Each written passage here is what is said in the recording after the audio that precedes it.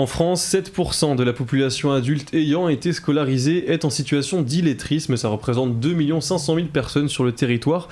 Pour en parler, je suis aujourd'hui avec Guy Charquet, président de l'association Déclic. Bonjour. Bonjour. Alors Déclic se bat contre l'illettrisme, son combat d'origine depuis 30 ans maintenant.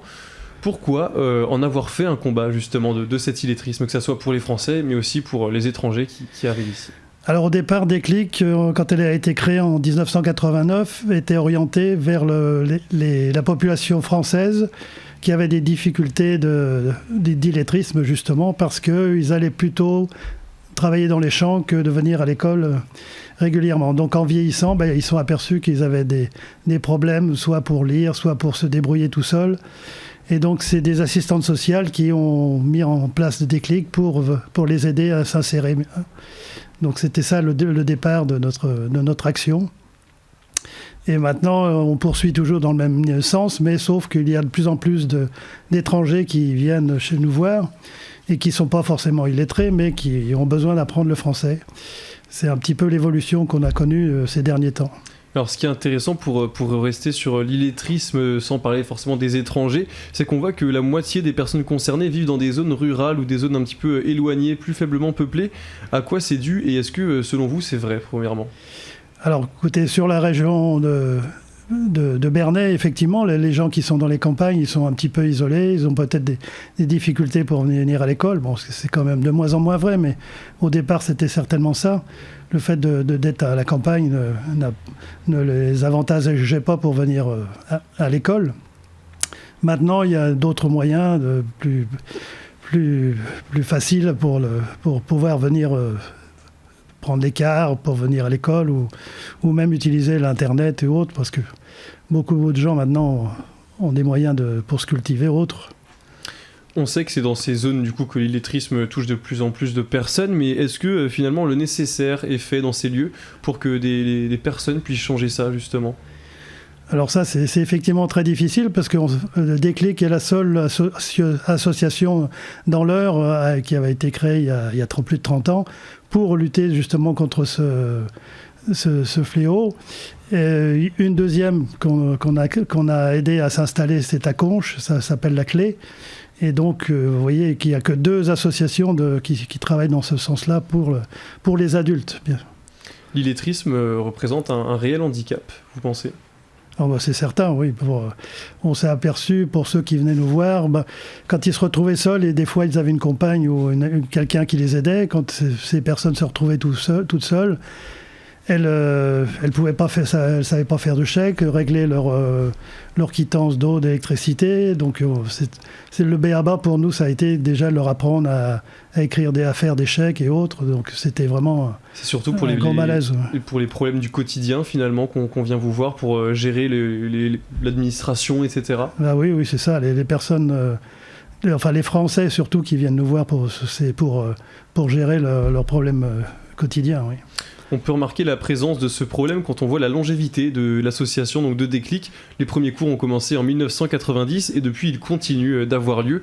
Comment vous jugeriez l'évolution de l'illettrisme au fil des années ? Est-ce qu'il y a par exemple de plus en plus de personnes qui viennent vous voir ou au contraire de moins en moins peut-être ?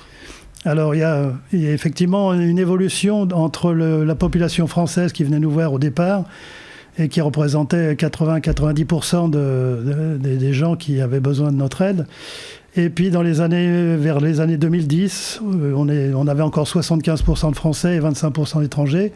Et depuis, la tendance est complètement inversée, puisque actuellement, on est à 17% de Français et 83% d'étrangers. Donc c'est une situation complètement différente. C'est énorme même, c'est énorme. Oui, et en plus, le nombre va en augmentant parce qu'il y a beaucoup plus d'étrangers qui arrivent sur Bernay, que ce soit des migrants ou d'autres personnes qui viennent pour marier à des Français qui s'installent à Bernay. Alors dans l'association, vous avez donc 28 formateurs donc, qui sont là pour apprendre le français, etc. Donc que ce soit aux étrangers ou aux Français. Qui sont ces formateurs et est-ce qu'ils sont professeurs d'origine ou pas du tout ? Alors, c'est très divers. Effectivement, il y a quelques professeurs qui aimaient bien leur métier, qui étaient professeurs d'espagnol ou de langue et qui disaient, si je rencontre des apprenants qui sont de cette origine-là, c'est plus facile pour communiquer au départ. Mais la majorité des gens, non, c'était pas du tout leur métier d'origine. Ils viennent d'horizons divers. Alors on pratique par doublage entre formateurs au départ, pour montrer comment on travaille. Et donc on fait des stages en double entre les formateurs un peu plus confirmés et puis les nouveaux. Et puis quand les nouveaux se sentent capables d'assumer tout seuls, eh ben on leur confie 1 ou 2 apprenants et puis ils se lancent. Et on a des réunions mensuelles pour justement faire le point entre nous sur l'avancée de chacun.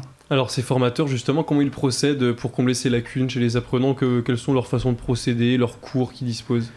Alors on n'a pas beaucoup de livres qui sont soit destinés aux Français, donc on leur fait de la grammaire ou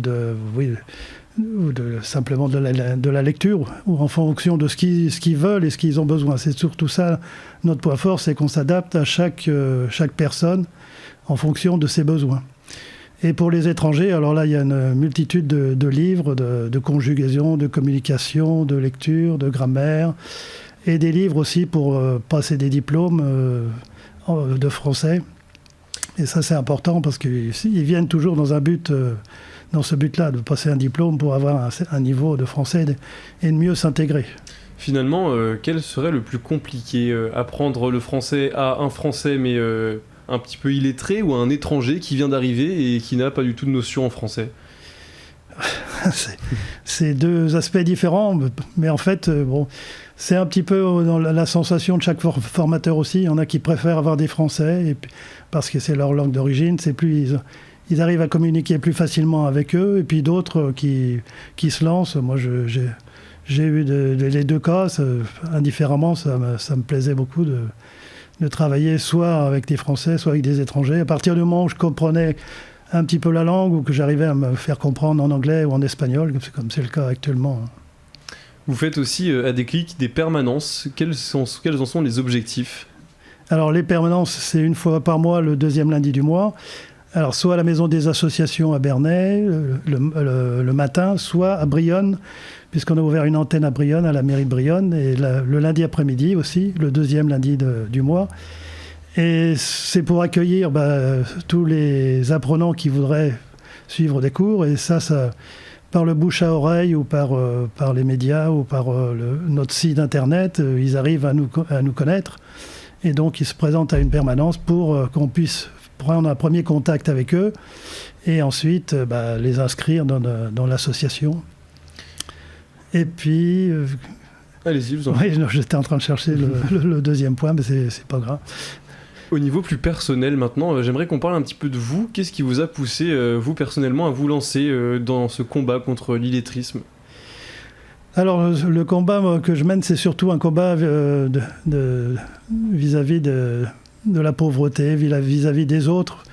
J'ai toute ma carrière, pendant que je travaillais, été dans une association de lutte pour le développement contre la faim et pour le développement dans le monde. Et donc je suis toujours engagé dans cette voie-là. Et puis à Bernay, j'avais envie de transmettre un petit peu mon savoir quand je suis arrivé en retraite, et je trouvais que ça correspondait tout à fait à ce que je voulais. Et depuis 16 ans, maintenant, je suis à Déclic. On ressent une espèce de besoin de solidarité chez vous, d'aller vers l'autre, d'aider l'autre. Oui, c'est ça, ce que je cherchais comme terme. D'où ça viendrait? Je sais pas, peut-être de la famille, parce que mon père aussi était très engagé dans les associations. Voilà, donc c'est un besoin, voilà. Si l'un de nos auditeurs qui nous écoute est comme vous, altruiste comme vous, et souhaite justement donner un petit peu ses connaissances pour les autres, comment il peut faire pour devenir bénévole ou aider l'association Déclic? Alors à la permanence, on ne reçoit pas que des... Voilà, c'était ça mon 2e objet de la permanence. C'était pas simplement pour les apprenants, mais les formateurs peuvent venir aussi pour se présenter et puis discuter avec nous pendant un quart d'heure, une demi-heure de leur motivation. Et puis après, ils viennent à une première réunion le samedi qui suit. Et puis ils voient un peu, en faisant un tour de table, comment ça se passe. Et puis s'ils sont motivés, on les prend sur notre coupe. On a encore eu, c'est lundi dernier, une formatrice qui est arrivée. Voilà. Oui, bien, le message est bien passé. En tout cas, merci beaucoup, Guy Charquet, d'avoir été avec nous. Je rappelle que vous êtes le président de l'association Déclic et cette émission est disponible en podcast audio et vidéo sur notre site internet, application et chaîne YouTube Radio Sensation Normandie.